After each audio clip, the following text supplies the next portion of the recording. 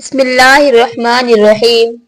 ناظرین، آج میں کچھ ایسی باتیں پیش کرنے جا رہی ہوں جسے سن کر آپ کی روح کانپ اٹھے گی اور دل دھڑکنے لگے گا اور اس بات کا احساس ہوگا کہ ہم کس قدر غفلت کی زندگی گزار رہے ہیں۔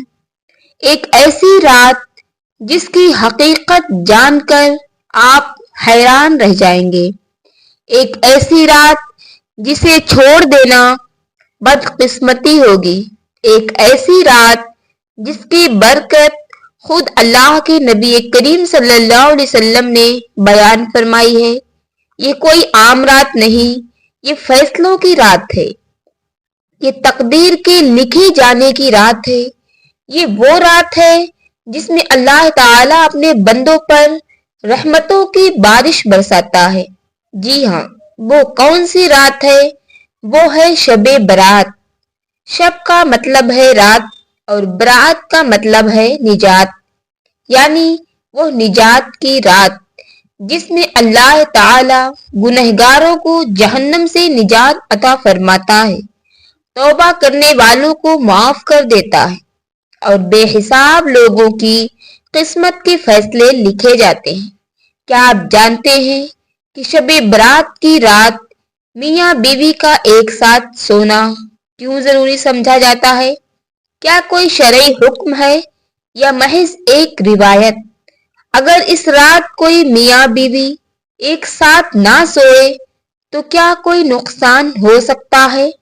آج کی اس ویڈیو میں ہم آپ کو شب برات کے بارے میں ایک ایسے پہلو کے بارے میں بتانے جا رہے ہیں جس پر شاید ہی آپ نے پہلے کبھی غور کیا ہوگا۔ کچھ باتیں سننے میں عام سی لگتی ہیں، لیکن جب ان کی گہرائی میں پہنچا جائے تو ان میں بڑے راز چھپے ہوتے ہیں۔ یہ ویڈیو آخر تک دیکھیں کیونکہ ہمیں نہ صرف اس سوال کا جواب دینا ہے بلکہ شب برات کی اصل روح اور اس رات کا اصل اعمال کے بارے میں بھی ہم آپ کو بتائیں گے۔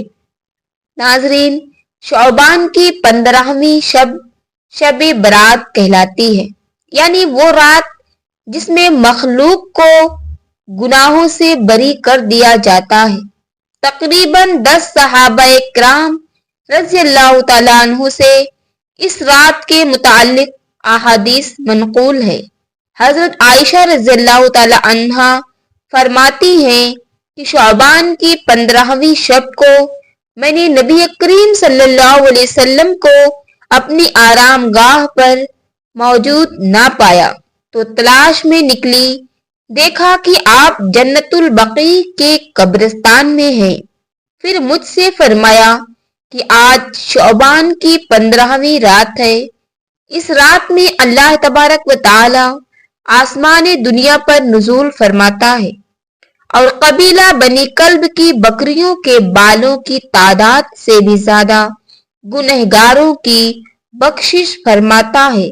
دوسری احادیث میں ہے، اس رات میں اس سال پیدا ہونے والے ہر بچے کا نام لکھ دیا جاتا ہے۔ اس رات میں اس سال مرنے والے ہر آدمی کا نام لکھ دیا جاتا ہے۔ اس رات میں تمہارے اعمال اٹھائے جاتے ہیں اور تمہارا رزق اتارا جاتا ہے۔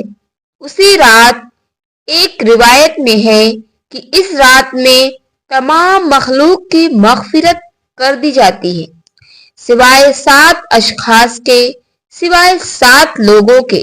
وہ یہ ہیں: نمبر 1 مشرک، نمبر 2 والدین کا نافرمان، نمبر 3 کینہ پرور، شرابی، قاتل، شلوار کو ٹخنوں سے نیچے لٹکانے والا اور چغل خور۔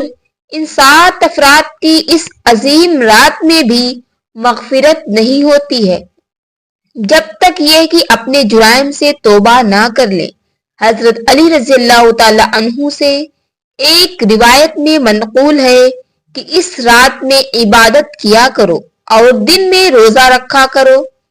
اس رات سورج غروب ہوتے ہی اللہ تعالیٰ اپنے بندوں کی طرف متوجہ ہوتے ہیں اور اعلان ہوتا ہے، کون ہے جو گناہوں کی بخشش طلب کروائے؟ کون ہے جو رزق میں وسعت طلب کرے؟ کون مصیبت زدہ ہے جو مصیبت سے چھٹکارا حاصل کرنا چاہتا ہو؟ ان احادیث کریمہ اور صحابہ کرام رضی اللہ تعالیٰ عنہ اور بزرگان دین کے عمل سے ثابت ہوتا ہے کہ اس رات میں 3 کام کرنے کے ہیں۔ ایک، قبرستان جا کر مردوں کے لیے ایصال ثواب اور مغفرت کی دعا کی جائے۔ لیکن یاد رہے کہ نبی کریم صلی اللہ تعالیٰ علیہ وسلم سے ساری حیات مبارکہ میں صرف ایک مرتبہ شب برات میں جنت البقیع جانا ثابت ہے۔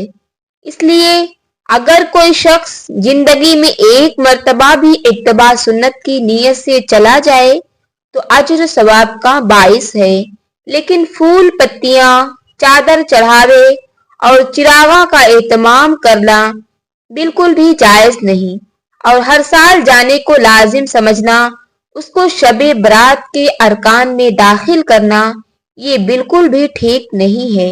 جو چیز نبی کریم صلی اللہ تعالیٰ علیہ وسلم سے جس درجے میں ثابت ہے اس کو اسی درجے میں رکھنا چاہیے، اس کا نام اتباع اور دین ہے۔ نمبر 2، اس رات میں نوافل، تلاوت، ذکر و اذکار کا اہتمام کرنا۔ اس بارے میں یہ واضح ہے کہ نفل ایک ایسی عبادت ہے جس میں تنہائی مطلوب ہے، یہ خلوت کی عبادت ہے، اس کے ذریعے انسان اللہ کا قرب حاصل کرتا ہے، لہذا نوافل وغیرہ تنہائی میں اپنے گھر میں ادا کر کے اس موقع کو غنیمت جانے۔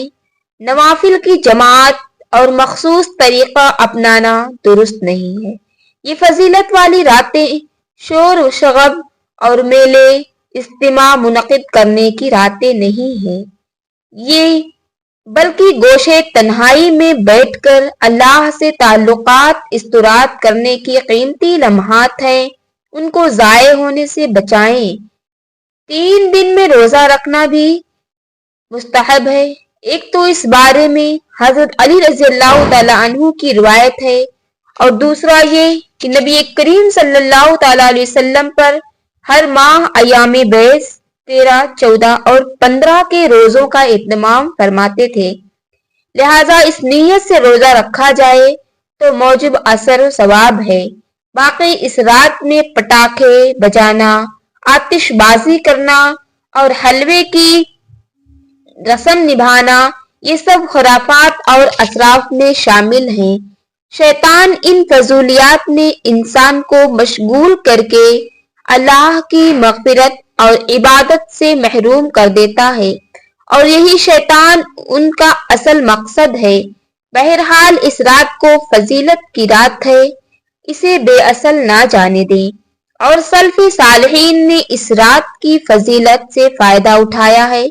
لیکن جہاں تک میاں بیوی کے ایک دوسرے کے ساتھ سونے کا تعلق ہے، اس بارے میں کوئی بھی مسند احادیث نہیں ہے، کوئی بھی فقہ یا حکم میں موجود نہیں ہے جو اس عمل کو خاص طور پر بیان کر سکے، لازمی قرار دے سکے۔ تاہم اس موضوع کے مختلف زاویے سے دیکھا جاتا ہے، جن میں شرعی، روحانی اور ازدواجی تعلقات شامل ہیں۔ نمبر 1، ازدواجی تعلق اور عبادت۔ اسلام میں ازدواجی تعلق کو عبادت کے درجے میں رکھا گیا ہے۔ ایک دوسرے کے حسن سلوک اور محبت کا برتاؤ کرنا بھی عبادت ہے۔ اگر کوئی شب برات کو عبادت کے ساتھ ساتھ اپنے شریکی حیات کے حقوق ادا کرنے میں بھی گزارے تو وہ دوہرے اجر کا مستحق ہو سکتا ہے۔ نمبر 2، شیطانی وسوسوں سے بچاؤ۔ میاں بیوی کا رشتہ مضبوط ہو تو شیطان درمیان میں داخل نہیں ہو سکتا ہے۔ ایک ساتھ سونا میاں بیوی کے درمیان محبت کو بڑھاتا ہے، آپس میں ایک دوسرے کے لیے الفت پیدا ہوتی ہے اور دلوں میں بھی الفت پیدا ہوتی ہے۔ اگر کوئی اس رات محض عبادت میں مشغول ہو کر شریکی حیات کو نظر انداز کر دے تو اس سے ازدواجی زندگی میں دوریاں پیدا ہو سکتی ہیں۔ نمبر 3، مغفرت اور درگزر۔ शब बारात मगफिरत की रात है, इसलिए अगर मियाँ बीवी के दरमियान कोई रंजिश हो तो यह बेहतरीन मौका है कि वो एक दूसरे को माफ कर दें।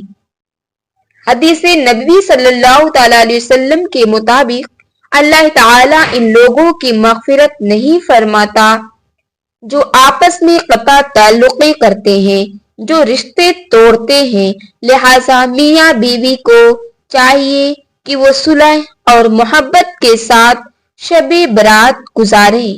नंबर 4, अज़दवाजी जिंदगी, ताल्लुक और नस्ल इंसानी की बका। अज़दवाजी ताल्लुक इंसान की फितरत जरूरी है और इसका दुरुस्त तरीका निकाह के जरिए ताल्लुक कायम करना है। शबी बारात को अगर कोई मियाँ बीवी एक साथ गुजारते हैं तो ये भी नेक नियति के साथ एक बाइसे बरकत अमल हो सकता है। क्या शबे बारात में मियाँ बीवी का हमबिस्तरी करना जरूरी है? ये ख्याल बाज मुआशरों में पाया जाता है कि शबे बारात में हमबिस्तरी करना लाजमी या बाइसे सवाब है, लेकिन इस्लाम में इसका कोई वाज़ेह सबूत नहीं मिलता। इबादत, इस्तगफार और नफिल की नमाजों की ज्यादा से ज्यादा फजीलत बयान की गई है। अलबत्ता अगर कोई मियाँ बीवी इस रात को एक साथ गुजार कर मोहब्बत, उल्फत और ताल्लुक को मजबूत करना चाहें तो ये जायज है, मगर उसे शरई या लाजमी अमल समझना बिल्कुल भी दुरुस्त नहीं है। शबे बारात में इबादत, तौबा, इस्तगफार और हुकूकुल इबाद की अदायगी पर जोर दिया जाता है। मियाँ बीवी का एक साथ सोना और एक दूसरे के साथ मोहब्बत व उल्फत का बर्ताव करना एक मुस्तहसिन अमल हो सकता है, लेकिन उसे शरई फरीजा या जरूरी करार देना बिल्कुल भी दुरुस्त नहीं है। असल मकसद अल्लाह की रिजा हासिल करना है और अपने अमाल को बेहतर बनाना है। नाजरीन, कमेंट बॉक्स में अल्लाह के 99 नामों में से एक नाम जरूर टाइप करें। वीडियो अच्छी लगे तो वीडियो को लाइक करें, शेयर करें, चैनल को सब्सक्राइब करें। अगली वीडियो तक के लिए इजाजत दीजिए। खुदा हाफिज।